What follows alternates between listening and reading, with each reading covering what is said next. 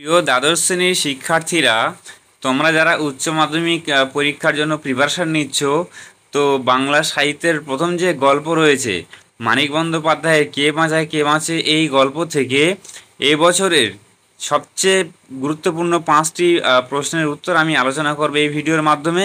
আশা করছি এই 5টা বড় প্রশ্ন করে গেলেই তোমরা কমন পেয়ে যাওয়ার সম্ভাবনা খুবই বেশি, এবং প্রত্যেকটা কোশ্চেন কোনো না কোনো সালের মাধ্যমিক উচ্চ মাধ্যমিক বোর্ড পরীক্ষায় এসেছে। তো এই ধরনের আরও আপডেট পাওয়ার জন্য আপনারা অবশ্যই করে এই চ্যানেলটা সাবস্ক্রাইব করে রাখবেন এবং এই ভিডিওটা স্কিপ না করে সম্পূর্ণ দেখবেন, তাহলে বুঝতে পারবে।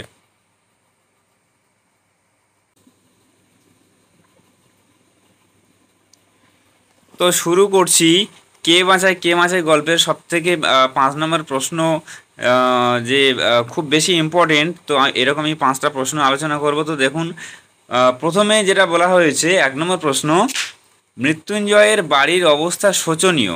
এখানে দেখো 1 নম্বর যে প্রশ্ন এখানে বলা হয়েছে যে মৃত্যুঞ্জয়ের বাড়ির অবস্থা শোচনীয়। মৃত্যুঞ্জয় কে, তার বাড়ির অবস্থা শোচনীয় কেন? এই কোশ্চেনটা 2015 সালে বোর্ড এক্সামে এসছে। তো তোমাদের জন্য খুবই গুরুত্বপূর্ণ আমি মনে করছি, তাই এই কোশ্চেনের উত্তরটা আমি রেডি করে নিয়ে এসেছি। তো দেখো এখানে কি বলা হয়েছে যে মানিক বন্দ্যোপাধ্যায়, তোমরা বিরচিত না দিয়ে রচিত দিতে পারো, ঠিক আছে।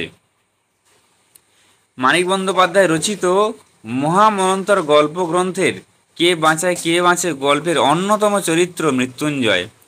তিনি একজন শহুরে মধ্যবিত্ত চাকুরিজীবী আদর্শবাদী যুবক। তো দেখো, মৃত্যুঞ্জয় তার পরিবারের একমাত্র উপার্জনকারী। সে একটি অফিসে চাকরি করত। একদিন অফিস যাওয়ার পথে একটি অনাহারের মৃত্যুর ঘটনা প্রত্যক্ষ করেছিল। তারপর থেকে তার মনোজগতে এমন পরিবর্তন এসেছিল যে দুর্ভিক্ষ নিপীড়িত মানুষদের জন্য একবেলার খাবার বিলি করে দেয়, তারপর মাইনের সমস্ত টাকাটা রিলিফ ফান্ডে দান করে দেয়। এরপর যত দিন যায় সেও ক্রমশ পাল্টে যেতে থাকে।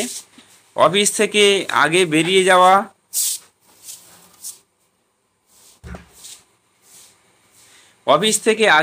যাওয়া, এবং সময় মতো বাড়ি না ফেরা, এমনকি শহরের ফুটপাথে এবং বিভিন্ন লঙ্গরখানায় নিরন্ন মানুষের সঙ্গে সে সময় কাটায়। দুর্ভিক্ষ পীড়িত মানুষদের মুখে অন্ন জোগানোর জন্য সে নিজের পরিবারের প্রতি অবহেলা করতে থাকে। অন্যদিকে টুনুর মা অর্থাৎ মৃত্যুঞ্জয়ের স্ত্রী শয্যাশায়ী। তার স্বাস্থ্য ভালো ছিল না, অথচ এতদিন ধরে নিজের খাবার অপরকে বিলি করে এসেছে, তার ফলেই এখন সে শয্যাশায়ী। সে বাড়ির লোকেদের বারবার স্বামীর খোঁজে পাঠিয়ে দেয়, তারা কেউ মৃত্যুঞ্জয়ের খোঁজ পায় না। ফলে বাধ্য হয়ে বাড়িতে এসে তাকে মিথ্যে সান্ত্বনা দেয়। মৃত্যুঞ্জয়ের ছেলে মেয়েগুলি অবহেলায় অনাদরে ক্ষুধার জ্বালায় চেঁচিয়ে কাঁদে। এইভাবে দেশের লোকের ভালো করার নেশায় মৃত্যুঞ্জয় যে পাগলামি শুরু করেছিল, তার ফলেই তার বাড়ির অবস্থা শোচনীয় হয়ে উঠেছিল। তো এইখানে ওই প্রশ্নটার উত্তর সমাপ্ত হয়ে গেছে। তো পরবর্তী প্রশ্ন দেখো, এখানে যেটা বলা হয়েছে, নিখিল ভাবছিল বন্ধুকে বুঝিয়ে বলবে, এভাবে দেশের লোককে বাঁচানো যায় না। কোন প্রসঙ্গে নিখিলের এই ভাবনা? এই ভাবনার মাধ্যমে নিখিলের চরিত্রের কোন বৈশিষ্ট্য প্রকাশ পেয়েছে? এটা 1+4। তো এইটা দেখো, এখানে উচ্চ মাধ্যমিক পরীক্ষা 2016 সালে উচ্চ মাধ্যমিক পরীক্ষার এটা বোর্ড এক্সামে এসেছিল। তো এই কোশ্চেনের অ্যান্সারটা আমি তুলে ধরছি, খুব সুন্দর করে লেখা রয়েছে। যদি তোমরা হুবহু পরীক্ষার খাতায় তুলে দিয়ে আসতে পারো, আশা করছি খুবই ভালো নাম্বার পাবে।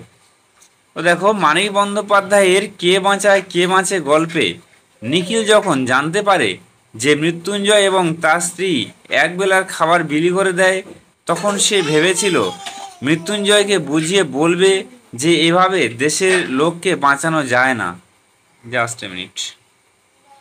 আচ্ছা, ওই কোশ্চেনের অ্যান্সারটা আমি যেটা পড়লাম ওইটা না লিখে এই যে অথবা নিচের উত্তরটা যেটা রয়েছে এইটা লিখলে একটু ছোট হবে, উপরটা অনেক বড় রয়েছে। তো আমি এটাই বলছি। দেখো, গল্পকার মানিক বন্দ্যোপাধ্যায়ের কে বাঁচায় কে বাঁচে গল্পের ঘটনা যাকে কেন্দ্র করে অগ্রসর হয়েছে সে হলো এই গল্পের প্রধান ও অন্যতম চরিত্র মৃত্যুঞ্জয়।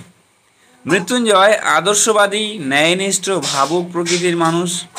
তার একমাত্র সুহৃদ তথা বন্ধু ছিল নিখিল, যে কিনা আবার তার সহকর্মীও বটে। গল্পের সংক্ষিপ্ত পরিসরে গল্পকার চরিত্রটিকে নির্মাণ করেছেন। তার স্বভাবসিদ্ধ দক্ষতায় নিখিল মৃত্যুঞ্জয়ের অফিসের সহকর্মী, মধ্যবিত্ত মানসিকতার অধিকারী। শিক্ষিত, দায়িত্ব সচেতন মানুষ নিখিল। সে রোগা, তীক্ষ্ণ বুদ্ধি এবং একটু অলস প্রকৃতির লোকও বটে। নিখিল মৃত্যুঞ্জয়ের সহকর্মী। সে মৃত্যুঞ্জয়ের আদর্শ ও ধ্যান ধারণাকে সম্মান করে। অন্যান্য সহকর্মীদের থেকে মৃত্যুঞ্জয়কে একটু বেশি ভালোবাসে সে। বন্ধুর প্রতি তার সহমর্মিতা তাকে আরও বিশেষ করে তুলেছে। মৃত্যুঞ্জয়ের প্রতি তার মৃদু অবজ্ঞা থাকলেও সে যখন মানসিকভাবে অস্থির হয়ে পড়েছে, তার পরিবার যখন বিপদে পড়েছে, তখন নিখিল মৃত্যুঞ্জয়ের ছায়া সঙ্গী হয়ে উঠেছে। মৃত্যুঞ্জয়কে বোঝানোর চেষ্টা করেছে, তাকে সংসারাভিমুখী মুখ করতে চেয়েছে। মৃত্যুঞ্জয়ের মানসিক অস্থিরতায় নিখিল কাতর হয়ে পড়েছে। সাময়িকভাবে সেও দুর্বল হয়ে পড়েছে, কিন্তু তার বাস্তব বুদ্ধি, তার দায়িত্ব কর্তব্যবোধ তাকে মৃত্যুঞ্জয়ের মতো অধীর করে তুলতে পারেনি। তাই মৃত্যুঞ্জয় যখন সংসারের প্রতি উদাসীন হয়ে পড়েছে, তখন নিখিল তার সংসারকে সাহায্য করতে আগ্রহী হয়ে উঠেছে এবং বারবার ছুটে গিয়েছে মৃত্যুঞ্জয়ের বাড়িতে তাদের সকলের খবর নিতে, তারা কেমন আছে, কি করছে ইত্যাদি জানার জন্য। আর এভাবেই মানিক বন্দ্যোপাধ্যায়ের কে বাঁচায় কে বাঁচে গল্পের প্রধান চরিত্র মৃত্যুঞ্জয়ের পাশাপাশি নিখিল চরিত্রটিও হয়ে উঠেছে একটি গুরুত্বপূর্ণ চরিত্র, যাকে আমরা কেউ এড়িয়ে যেতে পারি না। তো আমি পরবর্তী প্রশ্নটা আলোচনা করব। দেখো এখানে পরবর্তী প্রশ্ন যেটা রয়েছে, দিন দিন কেমন যেন হয়ে যেতে লাগলো মৃত্যুঞ্জয়। মৃত্যুঞ্জয় কেমন হয়ে যেতে লাগলো, তার এমন হয়ে যাওয়ার কারণ কি? এটা 3+2। এইটা দেখো উচ্চ মাধ্যমিক পরীক্ষায় 2018 সালে এটা বোর্ড পরীক্ষায় এসেছে, এটাও খুবই গুরুত্বপূর্ণ তোমাদের জন্য। তো দেখো মানিক বন্দ্যোপাধ্যায়ের কে বাঁচায় কে বাঁচে ছোট গল্পানুসারে অনাহারে মৃত্যু দেখার কিছুদিন পরই অফিসের মাইনের তারিখ আসে। সেদিন মৃত্যুঞ্জয় তার মাইনের পুরো টাকাটা নিখিলের মাধ্যমে রিলিফ ফান্ডে দান করে দেয়। সেদিনের পর থেকেই মৃত্যুঞ্জয় কেমন যেন হয়ে যেতে থাকে। অফিসে আসতে দেরি করে, কাজে ভুল করে, প্রায়ই চুপচাপ বসে বসে ভাবে, তারপর একসময় বেরিয়ে যায়। বাড়িতেও তাকে বিশেষ একটা পাওয়া যায় না। দিন রাত শহরের ফুটপাত ধরে সে হেঁটে বেড়ায়। বড় গাছের নিচে, ডাস্টবিনের ধারে বা খোলা ফুটপাতে যেসব দুর্ভিক্ষ পীড়িত মানুষ পড়ে থাকে, তাদের শুধু দাঁড়িয়ে থেকে লক্ষ্য করে সে। এইসব অনাহারীরা সন্ধ্যা থেকেই শুয়ে থাকে, কিন্তু অনেক রাতে দোকানপাট বন্ধ হয়ে যাওয়ার পর হামাগুড়ি দিয়ে সামনের কোনো রোয়াকে উঠে সেখানে শুয়ে পড়ে। এরাই ভোর 4টের সময় লঙ্গরখানায় গিয়ে খাবারের জন্য লাইন দেয়। সকালের দিকে মৃত্যুঞ্জয় তাই বিভিন্ন পাড়ার লঙ্গরখানায় গিয়ে অন্য প্রার্থীদের ভিড় লক্ষ্য করে। মনন্তরকালে নিজের চোখে ফুটপাতে ঘটা অনাহার মৃত্যুর দৃশ্য দেখে ভীষণ রকমের মানসিক আঘাত পেয়েছিল মৃত্যুঞ্জয়। একজন মানুষ না খেতে পেয়ে মরার সময় কীরকম কষ্ট পায়, খিদের যন্ত্রণা না মৃত্যু যন্ত্রণা কোনটা বেশি কষ্টদায়ক, এসব প্রশ্ন তাকে ভাবিয়ে তুলেছিল। মরণোত্তরকালে মৃত্যুঞ্জয় সপরিবারে 4 বেলা খেয়ে চলেছে এবং ত্রাণ কার্যেও কখনো এগিয়ে যায়নি বলে নিজেকে ধিক্কার দেয় মৃত্যুঞ্জয়। দুর্ভিক্ষ পীড়িত মানুষদের বাঁচাতে তাই সে মাইনে সব টাকাটা ত্রাণ তহবিলে দান করে দেয়। এমনটা করেও তার অপরাধ বোধ না কমায় সে এমন হয়ে গিয়েছিল। তো পরবর্তী প্রশ্ন যেটা আমি রেখেছি তোমাদের জন্য, দেখো এখানে বলা হয়েছে ভুরিভোজটা অন্যায়, কিন্তু না খেয়ে মরা উচিত নয় ভাই।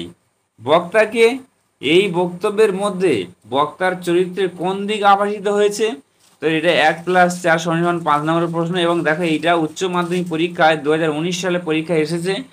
এটাও তোমাদের জন্য গুরুত্বপূর্ণ আমি মনে করেছি, সেই জন্য তোমাদের জন্য রেডি করেছি। দেখো, মানিক বন্দ্যোপাধ্যায়ের কে বাঁচায় কে বাঁচে গল্পে প্রশ্নে উদ্ধৃত উক্তিটি মৃত্যুঞ্জয়ের সহকর্মী ও বন্ধু নিখিল একথা বলেছিল। নিখিলের এই বক্তব্য থেকে তার চরিত্রের বাস্তববাদী দিকটি আভাসিত হয়েছে। মন্বন্তরের সময় বহু মানুষ না খেতে পেয়ে মারা যাচ্ছিল। তখন অনাহারে মৃত্যুর ব্যাপারটা নিতান্তই স্বাভাবিক ছিল, কিন্তু আদর্শবাদী মৃত্যুঞ্জয়ের পক্ষে না খেতে পেয়ে মৃত্যুর দৃশ্য সহ্য করা সহজসাধ্য ছিল না। সেই জন্য মাইনের দিন তার বেতনের সমস্ত টাকাটা সে নিখিলের হাতে তুলে দিয়েছিল এবং বলেছিল কোনো রিলিফ ফান্ডে সেটা দিয়ে দিতে, অর্থাৎ অন্যকে বাঁচানোর জন্য নিজেকে মেরে ফেলার আয়োজন করেছিল সে। নিখিল তাকে এই বাস্তব ব্যাপারটা বোঝানোর চেষ্টা করেছিল যে এইভাবে দেশের লোককে বাঁচানো যাবে না। প্রতিটি মানুষেরই বেঁচে থাকার জন্য খাবারের প্রয়োজন। দুর্ভিক্ষ পীড়িত মানুষগুলোকে বাঁচাতে হলে যেমন খাবারের প্রয়োজন, তেমনই মৃত্যুঞ্জয়ের নিজের বেঁচে থাকার জন্যও খাবার প্রয়োজন। দুর্ভিক্ষের সময় ভুরি ভোজন করাটা উচিত নয়, সেটা কাম্যও নয়, কিন্তু নিজেকে বাঁচিয়ে রাখার জন্য যেটুকু খাবার দরকার সেটুকু খেতেই হবে। উপায় থাকতেও নিজেকে না খাইয়ে মারা অন্যায়। আদর্শবাদী মৃত্যুঞ্জয়ের বিপরীত প্রান্তে দাঁড়িয়ে নিখিলের এই বাস্তববোধ চরিত্রটাকে অন্য মাত্রা দিয়েছে। তো এই কোশ্চেনটাও তোমাদের জন্য খুবই গুরুত্বপূর্ণ। পরবর্তী প্রশ্নটা যেটা তোমাদের জন্য রেখেছি, দেখো এই কোশ্চেনটা তোমরা দেখো, এটাও তোমাদের জন্য ভেরি ভেরি ইম্পর্টেন্ট। ওটা পাশবিক স্বার্থপরতা। কে কাকে কথা বলেছে? পাশবিক স্বার্থপরতা শব্দবন্ধ ব্যবহারের কারণ কি? এই প্রশ্নটা দেখো উচ্চ মাধ্যমিক 2023 সালে পরীক্ষায় এসেছিল। এটাও তোমাদের জন্য ইম্পর্টেন্ট। তো এই কোশ্চেনটা আবার ঘুরে অন্যরকমভাবে আসতে পারে। যেমন দেখো, সমাজ দর্শনের দিক থেকে বিচার করলে 10 জনকে খুন করার চেয়ে নিজেকে না খাইয়ে মারা বড় পাপ। বক্তাকে এই উক্তিতে বক্তার যে মনোভাব প্রকাশ পেয়েছে তা বিশ্লেষণ করো। তো এটাও তোমাদের জন্য খুবই ইম্পর্টেন্ট কোশ্চেন এবং এই প্রশ্ন তোমাদের শেষ প্রশ্ন। তো আমি বিস্তারিত আলোচনা করছি। দেখো, মানিক বন্দ্যোপাধ্যায়ের কে বাঁচায় কে বাঁচে গল্পের অন্যতম চরিত্র নিখিল। উদ্ধৃত উক্তিটি করেছে নিখিল বাস্তববাদী। তার মতে নিজেকে না খাইয়ে মারা ঠিক নয়। দুর্ভিক্ষ পীড়িত মানুষদের প্রতি সহানুভূতিবশত মৃত্যুঞ্জয় খাওয়া দাওয়া ছেড়ে দিয়েছিল। নিখিল তখন যুক্তি দেখিয়ে বলে মন্বন্তরের দিনে ভুরিভোজটা অন্যায়, কিন্তু নিজেকে না খাইয়ে রাখা আরও অন্যায়। বেঁচে থাকার জন্য যতটুকু দরকার ততটুকু খেলে দুর্ভিক্ষের দিনে অন্যায় কথায়? শত শত নিরন্নের দিকে চেয়ে যদি নিজেকে অভুক্ত রেখে দেওয়া হয় তবে সেটা নিজেরই সঙ্গে প্রবঞ্চনা করা। এর উত্তরে মৃত্যুঞ্জয় বলে ওটা পাশবিক স্বার্থপরতা। স্বার্থপরতা চরম হলে তবেই এ কাজ করা যায়। নিজেকে খাইয়ে অন্যকে না খাইয়ে রাখা। মৃত্যুঞ্জয় আপন দৃষ্টিভঙ্গি দিয়ে নিখিলের এই যুক্তিকে পাশবিক স্বার্থপরতা বলেছে। তো এই কটা কোশ্চেন আমি তোমাদের জন্য নিয়ে এসেছি। আশা করছি এই কটা করলে তোমরা কমন পেয়ে যাওয়ার সম্ভাবনা খুবই বেশি।